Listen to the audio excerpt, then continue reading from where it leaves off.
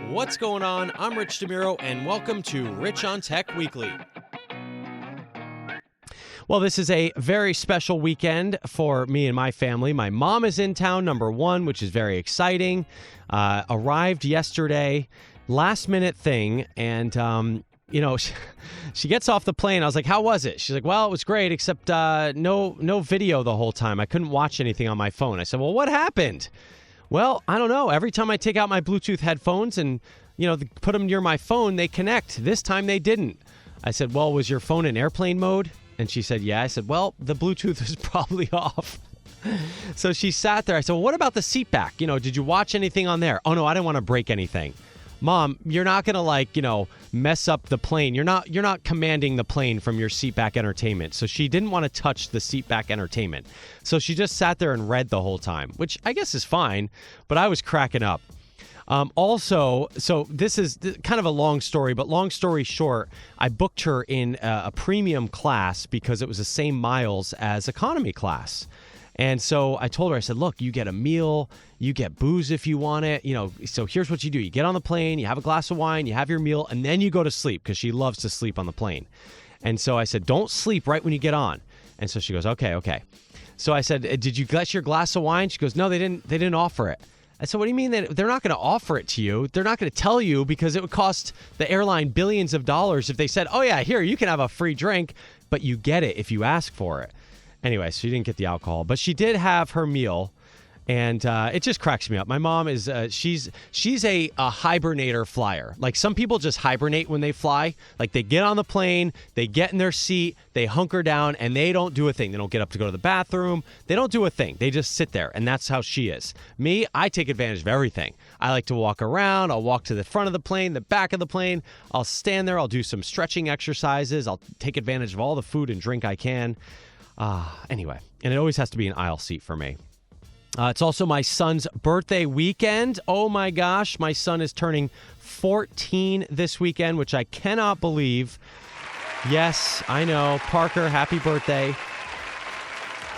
It's just unbelievable because I still remember driving home from the hospital with my son. I couldn't believe they allowed me and my wife to just exit the hospital with a kid. I was like, this is a human being. We're going to take care of him now? We had a whole team of people at the hospital. Now it's just us. And I drove down Santa Monica Boulevard so slow. You would not believe. You could probably push a car faster than the way I drove because I was so nervous. And now he's 14. He's telling me he has a year and a half before he gets to start driving, which I can't believe. But the best part is this morning we went through all the pictures on Google Photos. We put them up on the TV, and it's just amazing. Like it truly is the idea that you have this memory bank on your phone that you can just access at any time and bring you right back to that moment was just incredible. So that was really cool. And I also use Google AI to ask a couple of questions. I'm not kidding. If you are not using Google AI to tap into the data that you have in Google, you are not experiencing life because it is quite impressive.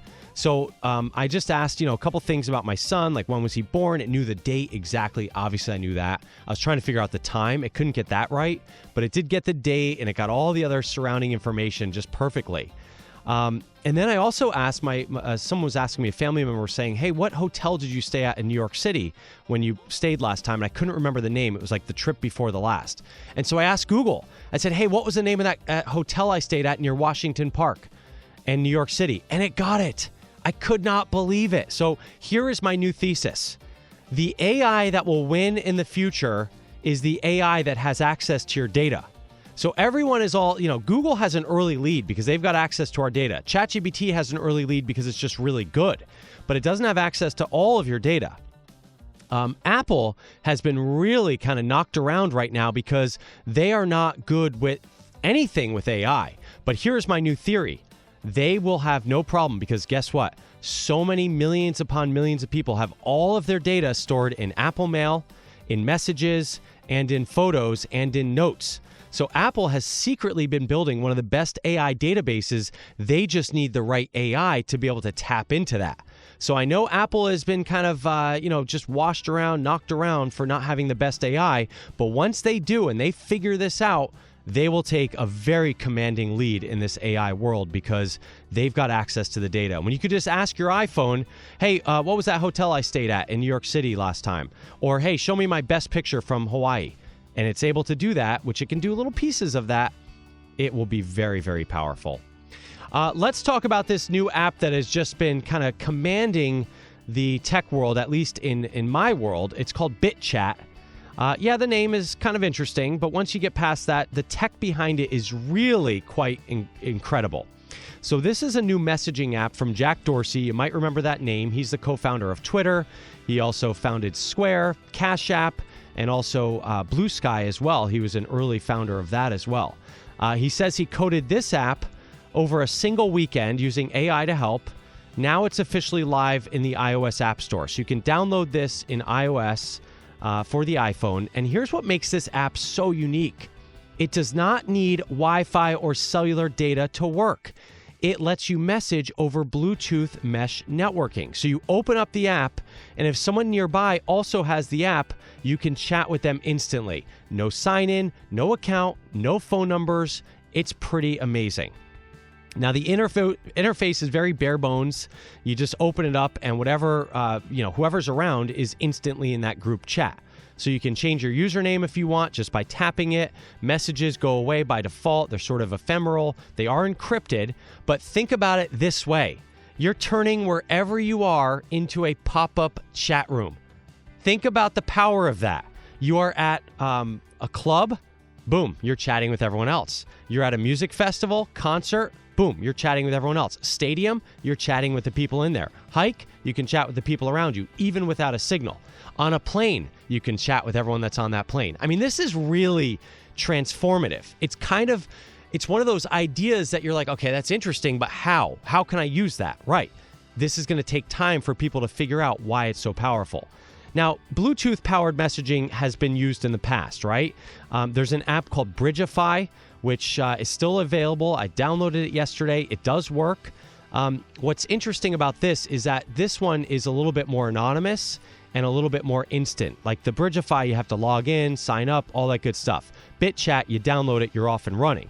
And they just released a new feature. They just updated the app where now, if you're not in Bluetooth range on BitChat, you can still chat with your favorites. You can mark someone as your favorite, and your messages will go over the internet as well. So now it's kind of getting into an even bigger app where it can do stuff locally, but also globally. Okay, so limitations. Of course, Bluetooth only travels so far. My estimations are maybe 100 to 1,000 feet, depending on the mesh network ability of this app. So we'll see what happens there.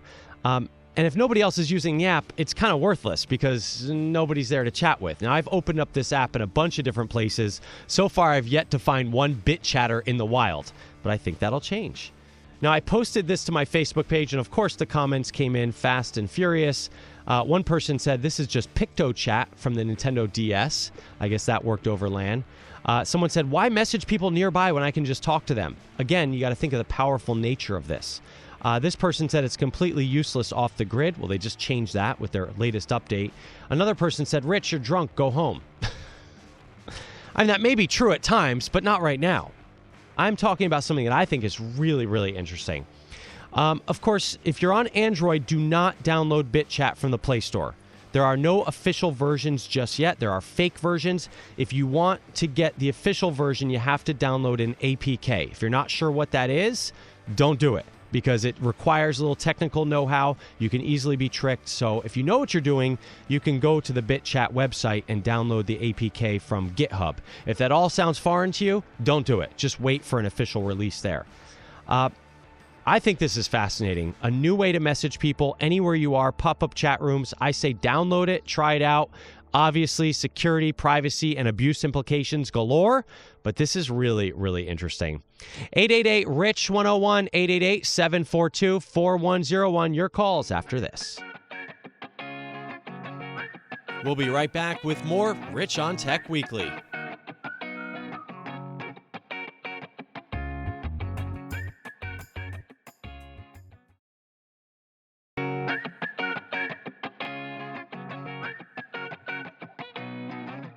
Welcome back to Rich on Tech Weekly. My name is Rich DeMuro, coming to you today from Mexico City.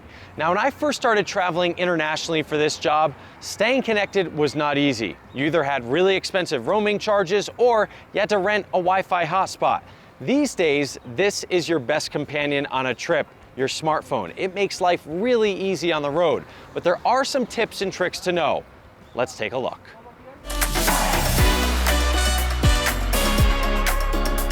First up, check with your carrier. See if roaming is included. If not, you can usually buy travel passes for around $12 a day and use your phone just like you do at home. Another option, buy an eSIM. Apps like Airalo and Saily sell affordable international data plans. Your phone must be unlocked to use them. Download offline maps for the cities you're visiting. Google Maps and Apple Maps let you save areas to navigate without data. Save places you want to visit. Mark your hotel and create a list of recommendations. That way you can quickly see what's nearby. Install Google Translate or use Apple Translate pre-installed on the iPhone. And be sure to download the language pack before you go. Get WhatsApp. It's a great cross-platform way to stay connected through Wi-Fi or data only. Set up Tap to Pay. Add a card that doesn't charge foreign transaction fees and make it your default. On iPhone, just drag it to the front of your wallet.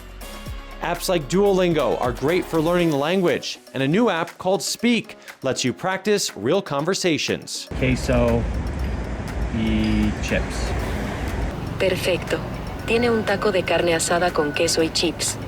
Free up storage. On Android, use Google Photos or the Files app. On iPhone, go to Settings, General, iPhone Storage, and follow the recommendations. Take pictures of your passport and driver's license and bring a physical copy too. Add a world clock widget to keep track of the time back home. Download a currency converter like XE. On iPhone, use Spotlight Search or the calculator for quick conversions. Adjust your cloud settings. Turn off automatic uploads and downloads for photos, music, and streaming apps, or set them to Wi-Fi only. Don't forget to download entertainment before your flight, movies, shows, podcasts, and playlists. And once you arrive, set your Google region to United States. That'll keep your search results familiar.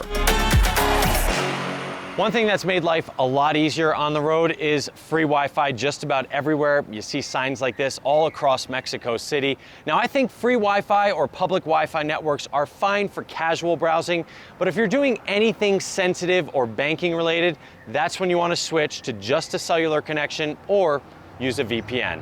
All right, now I'm going to put all of these tips and tricks on my website. Just go to richontech.tv. It has been such a fun time in this city. The food here is so good. I smell it right now. I'm Rich DeMuro, Mexico City. More Rich on Tech Weekly coming your way right after this.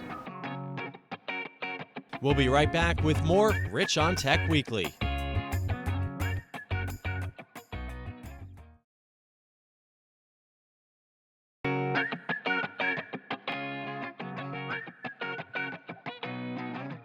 Welcome back to Rich on Tech Weekly. My name is Rich DeMuro, coming to you today from Mexico City.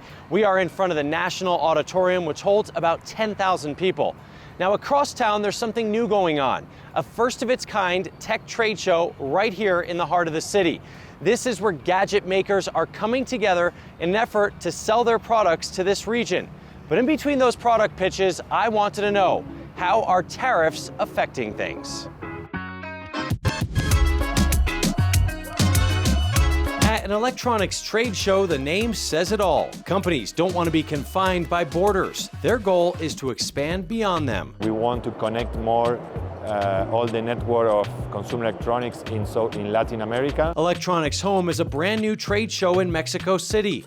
Organizers brought me here to see the first ever event up close. It's a moment to connect each other, to develop business together.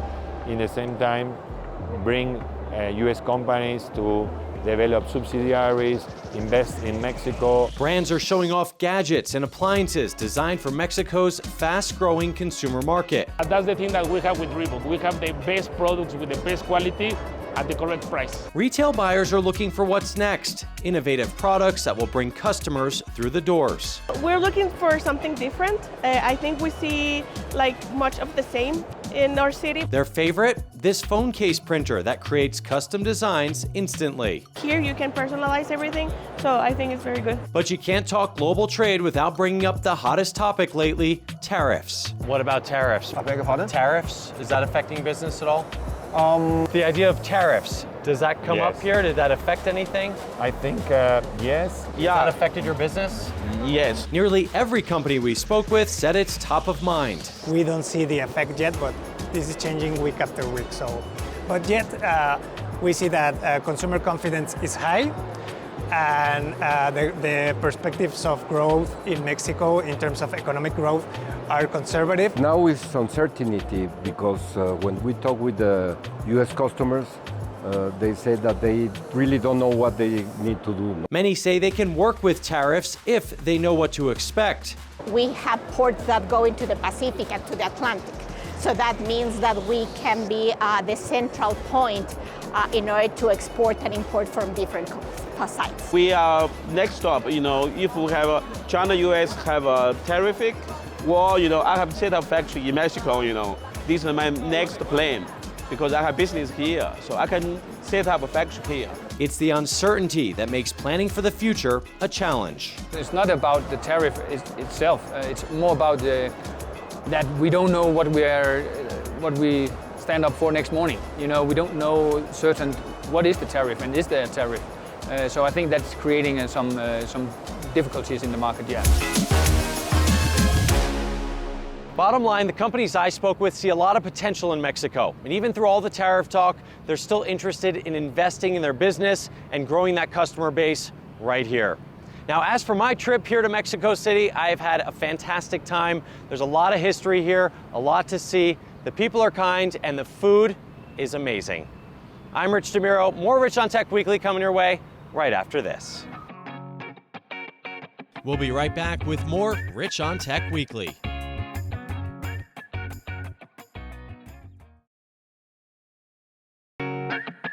Welcome back to Rich on Tech Weekly. Here's what's happening in the tech world. PayPal is making it easier for businesses to accept cryptocurrency. The company announced a new Pay with Crypto system, which lets U.S. businesses accept payments in over 100 digital currencies, including Bitcoin and Ethereum. PayPal says the system can cut international payment fees by up to 90% compared to credit cards, allowing merchants to reach hundreds of millions of crypto users globally. The feature is rolling out nationwide in the coming weeks. The downside is that crypto isn't as regulated as traditional payments, so if something goes wrong, it could be tougher for businesses to fix. Every so often, an app comes along that changes everything, and right now, that might be BitChat. Jack Dorsey, the co-founder of Twitter, has launched a new messaging app called BitChat. It lets users chat over Bluetooth without cellular, Wi-Fi, or internet. There are no servers, no accounts, and no data collection. Messages are encrypted and relayed through other phones nearby, creating a mesh network. This means nearby students, coworkers, or neighbors can chat just by turning on their phone. It's a major shift in the way people can communicate off the grid. It can be helpful in disaster situations, but there are also security and abuse implications. Right now, BitChat is only available for iOS, with work on an Android version. I'll put a link to download that on my website, richontech.tv. And finally, a new, more affordable humanoid robot is now available. It costs under $6,000. Chinese robotics company Unitree unveiled their R1, a 4-foot-tall, 55-pound robot that can work, balance, and even do athletic moves. But before you get ideas of Rosie the Robot from the Jetsons, this is geared more towards developers and universities for research and training, not housework. At $5,900, it's one of the most affordable humanoid robots ever released. At CES 2024, I got to see a Unitree robot in action. They even let attendees try to push it over to show how well it can balance. Google is rolling out a new machine learning system that will estimate a user's age even if their birthday is wrong on their account. The company says it's using signals like search history, YouTube viewing habits, and how long someone has had their account to guess if they're under 18. If they are, Google will automatically turn on safeguards, including YouTube break reminders, disabling personalized ads, and blocking apps meant for adults. If you get flagged by mistake, you can verify your age using a government ID, phone number, or a selfie. The rollout will happen over the next few weeks. Dropbox is shutting down its password manager, and users will need to find an alternative. Starting August 28th, Dropbox passwords will become read-only, which means you can't save any new passwords to the system. The mobile app will stop working on September 11th, and by October 28th, all saved passwords will be permanently deleted. Dropbox says the shutdown is part of a shift to focus on other features. If you use Dropbox passwords, you'll need to export your data and move to a new service. I recommend Google Passwords if you use Android and Chrome, Apple Passwords if you only use Apple devices, and Bitwarden is an excellent free option that works across all devices. Skechers is making a kid's shoe with a hidden compartment for an AirTag. This means parents can keep better tabs on their child's location. The small slot is tucked into the heel of the shoe and fits an AirTag, which is not included. This isn't an Apple partnership, just Skechers thinking outside the box. AirTags use Bluetooth signals to relay their location to nearby Apple devices. They are not GPS, but you can get an approximate location of your item. If you have an iPhone 11 or later, that can actually lead you to a nearby AirTag with a feature called precision finding. Speck also makes a product called Tagamals, which can add an AirTag to most shoelaces. As always, you can get more information on anything I mentioned on my website. Just go to richontech.tv. That's it for now. See you next week for another Rich on Tech Weekly.